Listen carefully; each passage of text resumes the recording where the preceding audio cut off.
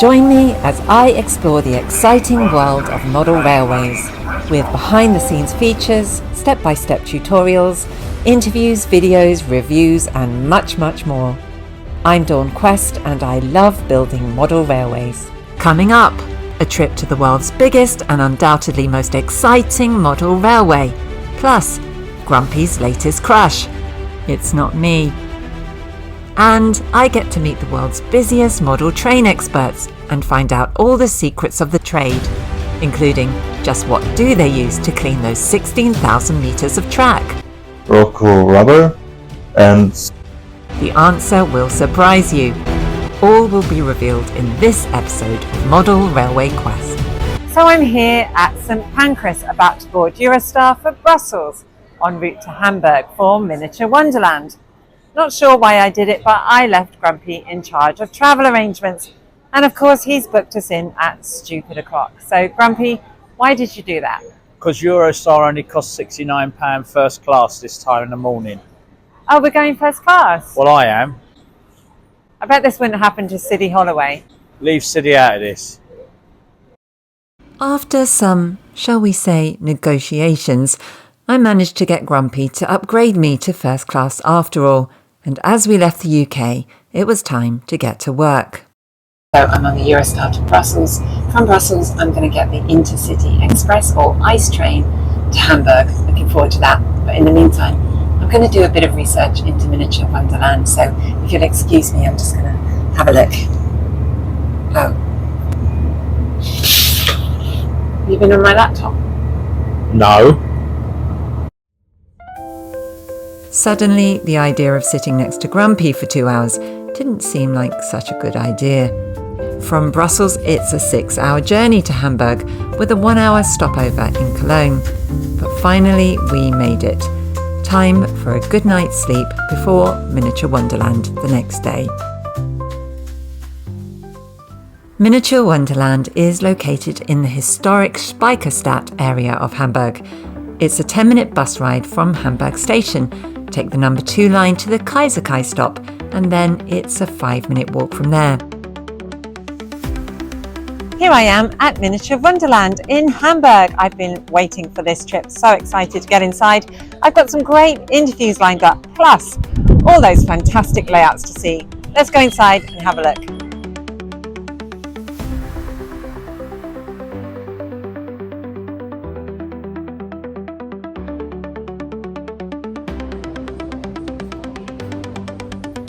Miniatur Wunderland is the world's largest model railway, set in a 10,000 square metre space over 3 floors.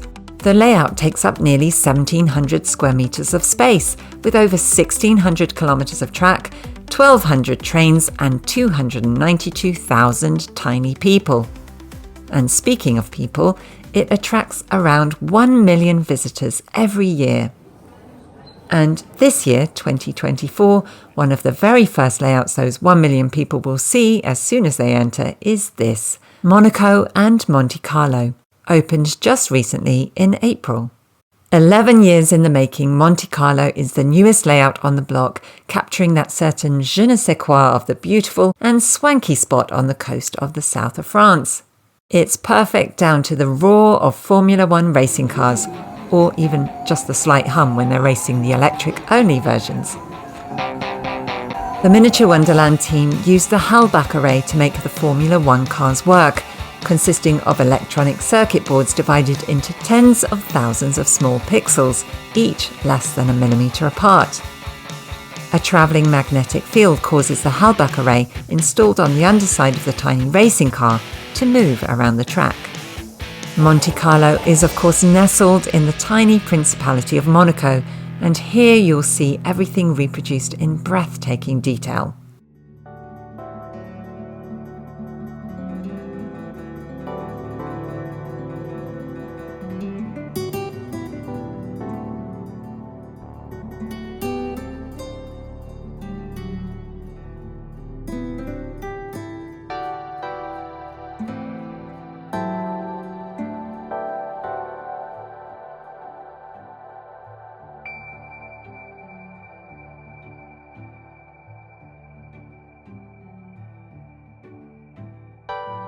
Wait a minute, is that another monochrome layout?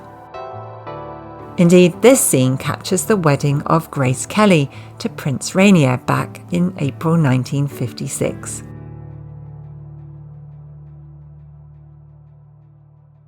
Leaving Monaco behind, it's time to take in the delights of Provence, with lavender fields and stunning cliffs. Here you can see tiny houses perched precariously above the sea, the Notre Dame de Senonque Abbey, and even, well, some more unusual goings-on.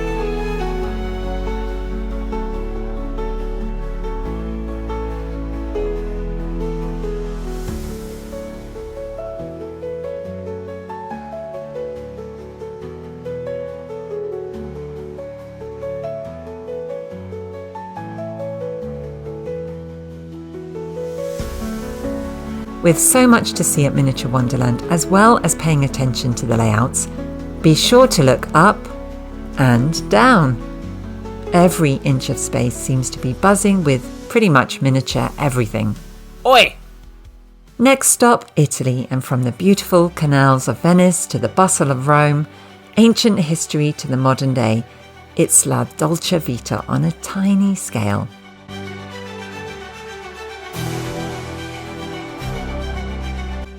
And Mini Italy even has its own miniature world.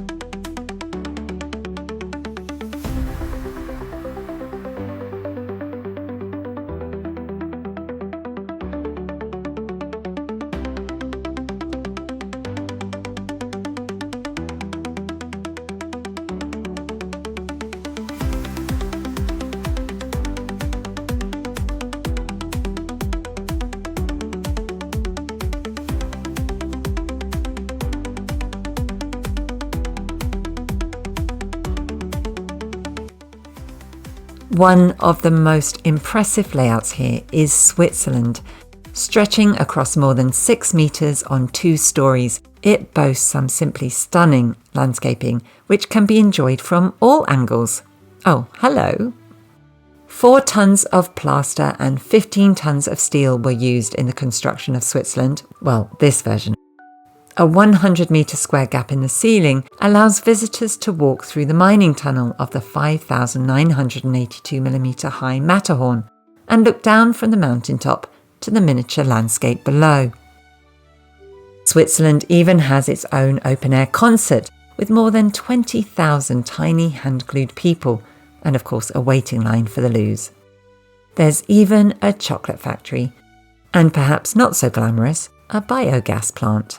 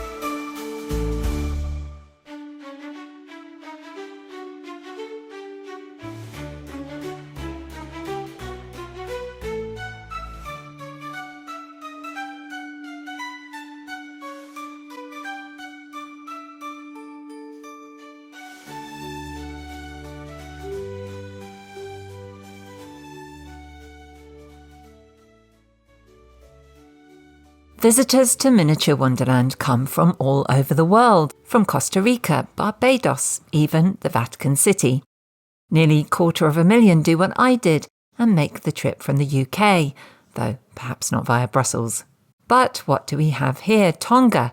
Just 16 visitors. Well, as 2 of my subscribers are from Tonga, Sione and Alberto, what are you waiting for? Come and pay a visit.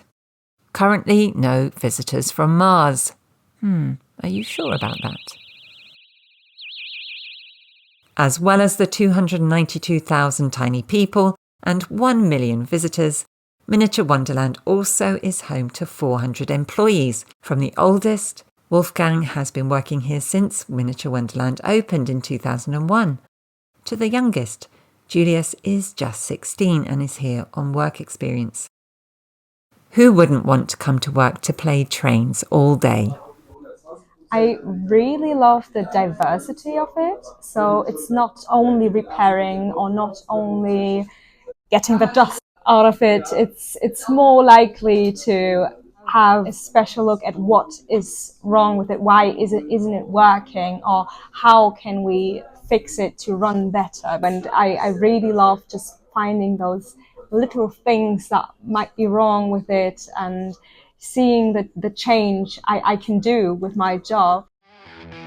Hang on to your hats, we're staying on the first floor and our next stop on our whirlwind tour is just over the canal in the new building.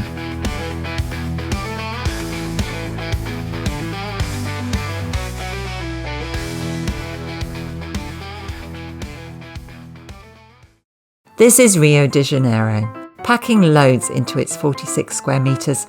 There is, of course, the famous statue of Christ on Sugarloaf Mountain and the bustling Copacabana beach. And of course, there's the carnival.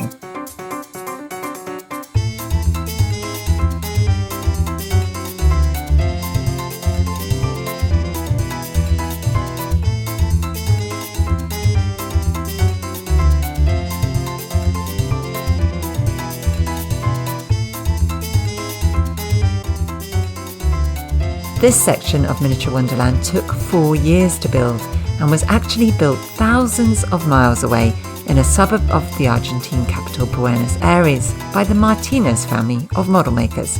More on them in just a moment.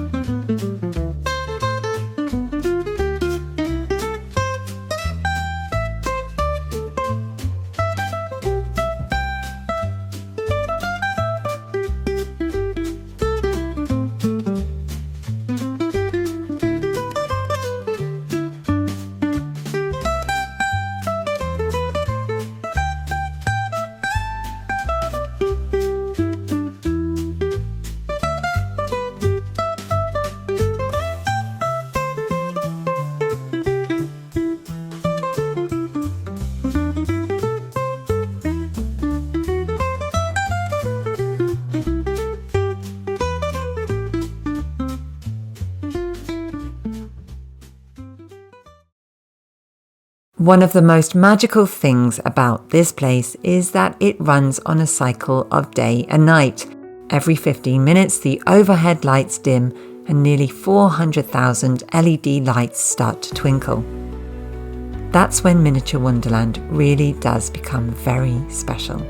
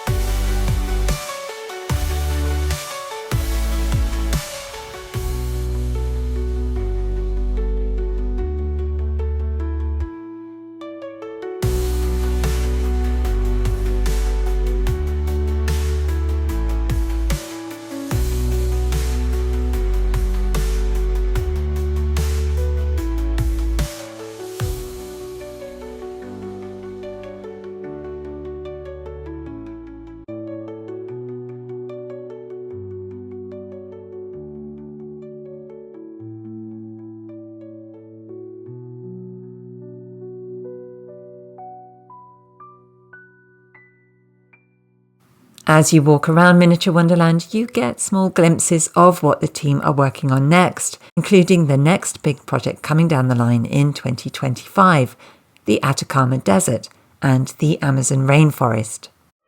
At a time when the world is worried about the disappearance of our vital rainforests, here at Miniatur Wonderland, the reverse is true. In fact, in just over a year's time, in 2025, this whole area here is going to be Amazon rainforest. In miniature, though. Tropical trees will of course be a feature of this area, with each one handmade by the Martinez family, some to a scale of 1:87 in some cases.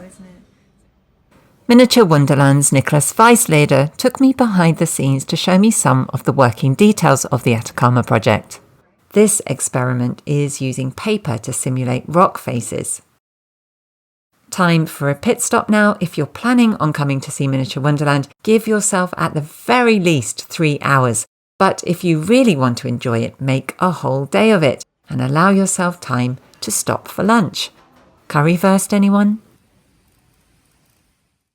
Before we leave South America, there's just time to see Patagonia, home to the Andes, glaciers and penguins, with this breathtaking ocean scene, the Drake Passage. The strait between South America and Antarctica is well known for its unpredictable sea conditions and strong storms. To recreate it exactly took some complex mechanics, with the most components ever built into a mechanic section here at Wonderland. It took several attempts to get the movement of the waves absolutely right. Here you can see they're using projectors overhead. What a novel idea. I wonder if I can do the same on my layout.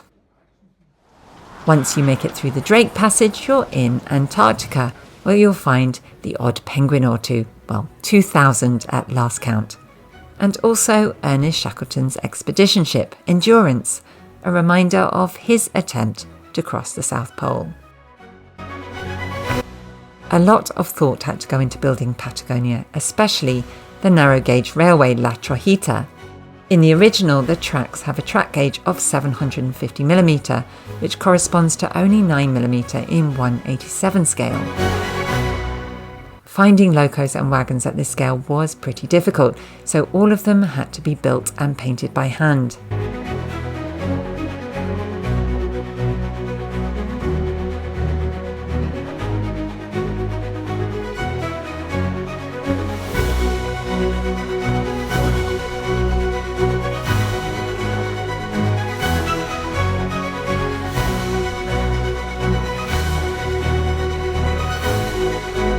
Creating Patagonia proved something of a challenge for Georg, one of Miniatur Wonderland's train experts. It's quite difficult to find any information about, so we reached out to the owners of the La Trojita to get any information or data about their locomotives, and we had to buy very small trains or chassis to construct them by ourselves. I do the research and planning for the newer sections. And also I buy the required models, spare parts, and coaches we need for the old layout as well. My favorite section in Miniatur Wonderland is definitely Switzerland, because I just like the big mountains and the variety of special locomotives running there. The next project I'm working on is Atacama Desert and the Amazon rainforest, with quite a few interesting trains. Well, some of them are bought in the USA, and they are just built to run on 1000mm of gauge. And others are interesting because of their length, about 6.6 kilometers in real. Track cleaning is a bit of a chore. What is the best way to clean track, in your opinion? Well, we have a Rocco rubber, it's a cleaning stone, and some window clean. Say what? You use window cleaner? Works pretty well. So there you have it. Don't rush to the shops all at once. And what about plans to have a UK area at Miniatur Wonderland someday? We definitely have thought about doing that, but since we have some difficulties getting spare parts from any of the big UK brands, we can't supply our trains with the needed spare parts. So if the locomotives break down because the motor died or something like that, we have to throw it in the bin. They don't supply us with spare parts. They just won't do it. Can you name names? Which companies are you speaking to? Hornby, especially. Hornby and all of the sub-brands by Hornby, Rivorsi, Lima, and so on. We can't get any spare parts. I reached out to Hornby for their response, and this is what they had to say. When we request the run of the tooling for spare parts, the volume is decided by previous demand and is based on the typical usage of the model in a domestic setting. Most models used in a domestic setting don't cover the same distances as exhibits, and the wear is much greater in these scenarios. Unless we know at the point of manufacturing that the model is going to be run as a permanent exhibit, we can't factor this into the volume call. Don't worry, plans to start building a great British layout are slated for 2028. Watch this space. For a while. Back to you, Georg, and what do you love about working at Miniatur Wunderland? I most love about my job that I'm basically the child at the big store. I can choose from every train I want and bring it on layout and play with it. So we have very much freedom of choice to do what we want to do and do it the way we want to do.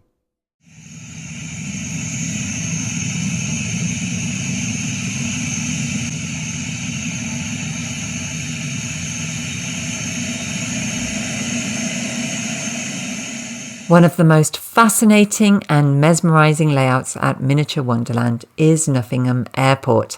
Covering an area of 150 square metres, it took 6 years to build at a cost of a whopping €4 million.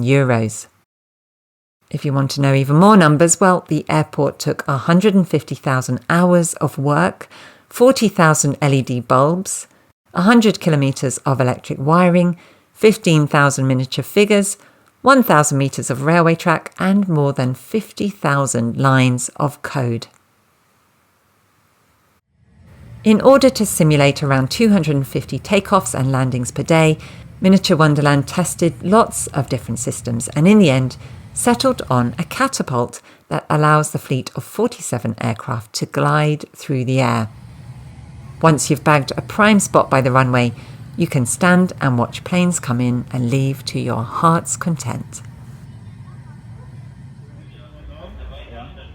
If you're wondering how all of this happens, well, look no further than the control room. Not like any control room I've seen. With hundreds of trains and mechanics running all day, you're going to need something pretty substantial, operated by skilled, trained employees who definitely keep things on track. So they've kindly allowed me to take over controls of the airport. So I'm going to have a go here. And what does this button do? Oops, well, I seem to have broken that one. There he is, giving it a little push. That's it. Oh, has he done it? No. Oh, hope I haven't broken it too much. Nope, he's going to get some help. Passing by Switzerland up to the second floor, this area is mainly devoted to Germany, Austria and Scandinavia, with a whistle-stop tour in the United States. The area devoted to central Germany is one of the oldest landscapes at Miniatur Wunderland, built during the first construction phase from 2000 to 2001. Green hills, quaint villages and of course railways. There's even a dash of Shakespearean culture thrown in for good measure. Okay, go on, Grumpy. But soft, what light through yonder window breaks? It is the east, and Juliet is the sun. Arise, fair sun, and kill the envious moon, lie sick and pale with grief.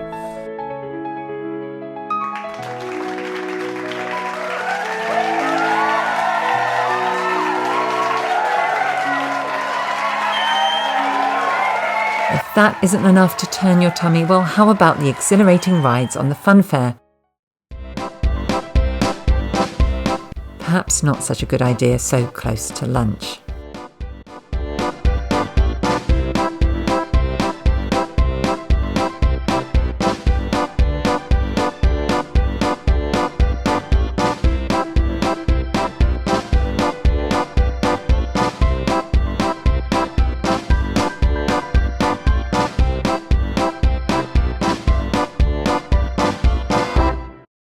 And moving along, visitors here get to get up close and personal with Hamburg, Nuffingham and so much more.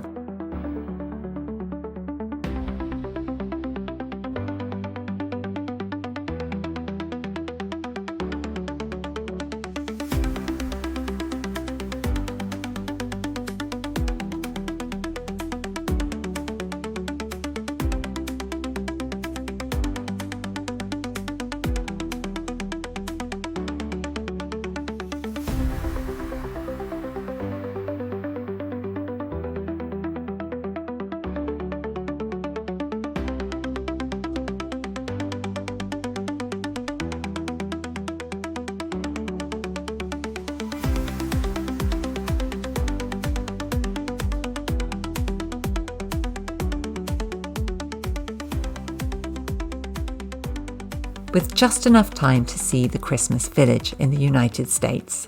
And of course Vegas. Everyone's got to see Vegas.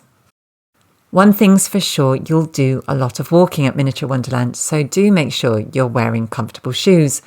And with all that walking done, it was time to head back to the train station.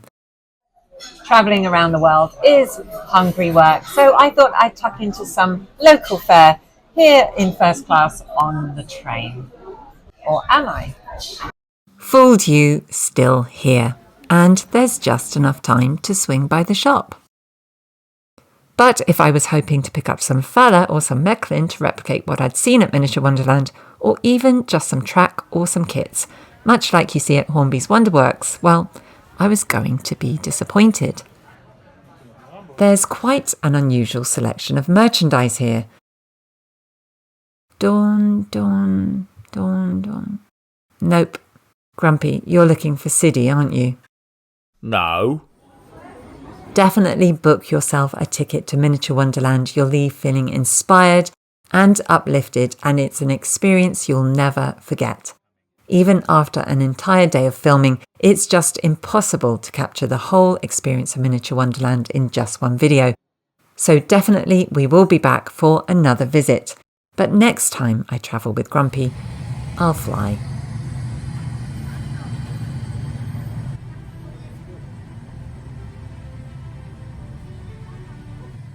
If you like this video, please do like, share and subscribe, and hit the bell to be notified of all my future videos. And why not browse the shop at modelrailwayquest.com/shop. And to receive a 10% discount on everything in the shop, become a Questie. Join the Model Railway